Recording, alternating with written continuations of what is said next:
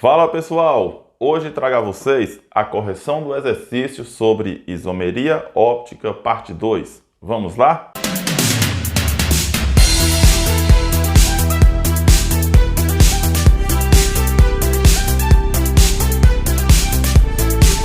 Primeira questão.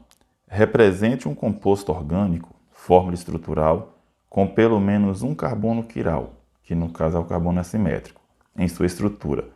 Destaque este carbono. Olha pessoal, primeiramente a sugestão é faça o carbono quiral. Já vou aqui colocar um destaque para ele com um asterisco, tá? E como sendo um carbono quiral, ele efetua ligações com 4 ligantes diferentes. Aí eu posso colocar, por exemplo, um grupo metil aqui, CH3, posso colocar um hidrogênio aqui. Aqui eu posso deixar, por exemplo, o grupo hidroxila e aqui o grupo etil, na forma simplificada, C2H5. Então eu tenho aqui um carbono no centro com 4 ligantes diferentes. E assim eu posso ir ampliando a criatividade. Eu poderia também colocar o seguinte, ó, um carbono quiral, tá? Dar um destaquezinho aqui para ele. E aí formar ligações com outros carbonos.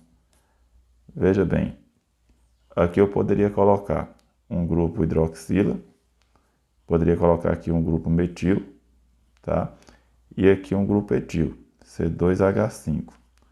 Aqui eu já tenho um carbono quiral, ele está ligado a 4 ligantes diferentes. Esse carbono aqui poderia ser um carbono comum e esse outro aqui poderia também ser quiral, uma vez que eu poderia colocar um hidrogênio aqui para ele, uma hidroxila para esse aqui, e um grupo metil para esse. Perceba que esse carbono está ligado a 4 ligantes diferentes, ó. Esse e todo esse restante aqui. Do mesmo modo, esse carbono está ligado a esses ligantes que são diferentes e todo esse resto aqui. Agora, a segunda questão traz aqui um texto enorme. Se houver necessidade, a gente volta aqui no texto, tá? Mas eu já vou direto para a questão. Aqui nós temos a estrutura do ácido lático e diz o seguinte: com base no texto e nos conhecimentos sobre isomeria óptica, assinale a alternativa correta. Aí nós vamos aqui para as alternativas. A letra A diz o seguinte: os isômeros ópticos do ácido lático possuem propriedades físico-químicas diferentes, como pontos de fusão e ebulição. Olha galera, se eles são isômeros ópticos, as propriedades físicos-químicas são iguais. Eles possuem o mesmo ponto de fusão, de ebulição, densidade, solubilidade. O diferencial aqui vai ser o desvio da luz polarizada. Então, não marque letra A. Agora, vamos avançar para a letra B. Aqui diz o seguinte: o ácido lático isolado do músculo por Berzelius era opticamente ativo, porque possuía plano de simetria. Olha outra gafe aqui da questão.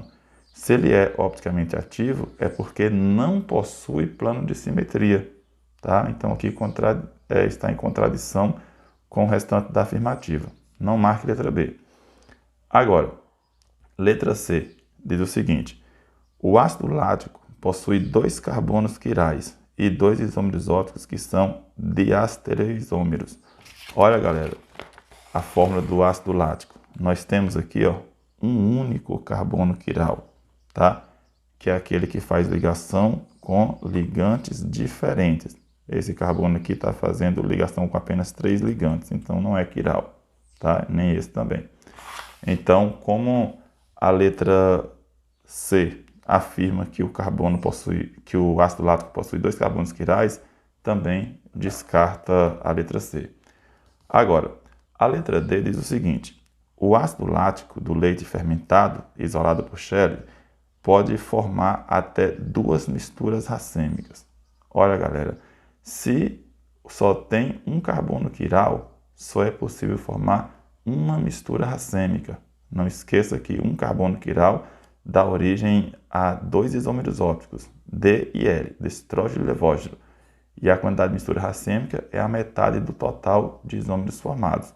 Então, só se forma uma mistura racêmica e não 2. Descarta a letra D. Agora, letra E.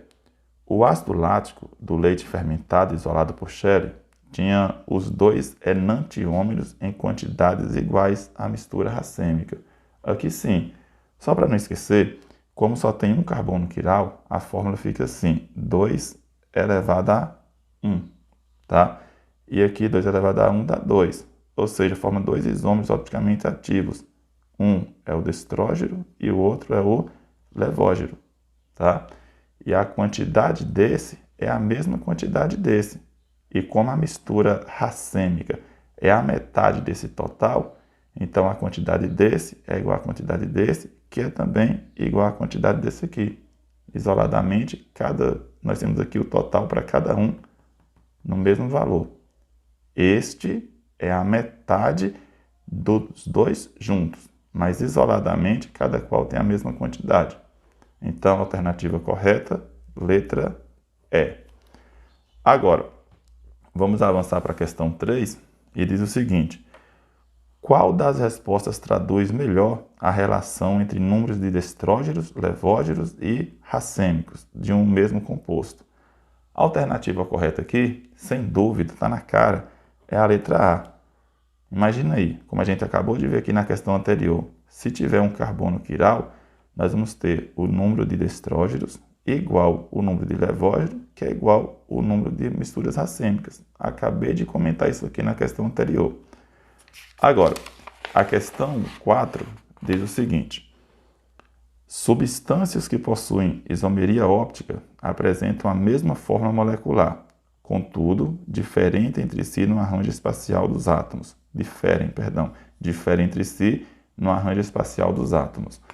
De acordo com a estrutura representada, é possível prever que esta substância possui no máximo quantos isômeros ópticos? Pessoal, veja bem, nós vamos indicar aqui os carbonos quirais. Aqui nós temos um carbono quiral. Não esqueça que nesse formato aqui está oculto o hidrogênio, tá? Então, esse carbono está ligado ao hidrogênio, ao grupo NH2, a todo esse grupo aqui e todo o restante da fórmula. Então, aqui nós temos um carbono quiral. Só que não para por aí. Nós temos um outro carbono quiral aqui. Não esqueça que nós temos aqui, ó, um hidrogênio oculto, tá? Então, este carbono está ligado com esse hidrogênio, com esse grupo aqui, com essa estrutura e com todo o resto da fórmula. Então, nós temos aqui dois carbonos quirais. E a fórmula diz o seguinte: 2 elevado a 2. Por quê? Porque são dois carbonos quirais. Então, 2 elevado a 2 dá 4, tá? Então, nós temos aqui 4 isômeros possíveis com essa fórmula, porque tem dois carbonos quirais. Então, a resposta correta aqui é a letra C. Agora, pessoal, na quinta questão, nós temos que o 3-cloro-1,2-propanodiol existe na forma de dois compostos, tá? Os dois isômeros ópticos aqui, ó, levógeno e destrógenos. Um deles é tóxico e o outro tem atividade anticoncepcional. Olha que interessante. As moléculas de um desses compostos, letra A, tem um grupo hidroxila e a do outro tem dois grupos hidroxila. Olha, galera, isso aqui está erradíssimo. Se eles são iguais em estrutura orgânica, em fórmula molecular, a quantidade de um é a mesma quantidade do outro. Nenhum tem algo diferente do outro. A diferença aqui só está no desvio da luz polarizada. A letra B diz o seguinte: tem um átomo de carbono assimétrico e as do outro tem dois átomos de carbono assimétrico. Também não faz sentido, são iguais. Letra C, tem 3 átomos de cloro ligados ao mesmo átomo de carbono e as do outro, no caso, tem 3 átomos de cloro ligados a átomos de carbono diferentes. Também está errado. Por quê? Porque está mostrando que as duas estruturas são diferentes. Se eles são isômeros, as estruturas são iguais. Agora, a letra D diz o seguinte: são imagens especulares não superponíveis, ou seja, não sobreponíveis das moléculas do outro. Aqui sim.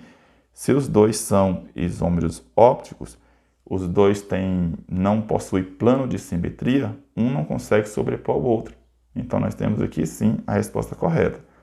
E a letra E dizia o seguinte: tem a estrutura cis e as do outro tem a estrutura trans. Também não faz sentido. Aqui se trata de isomeria óptica e não de isomeria geométrica.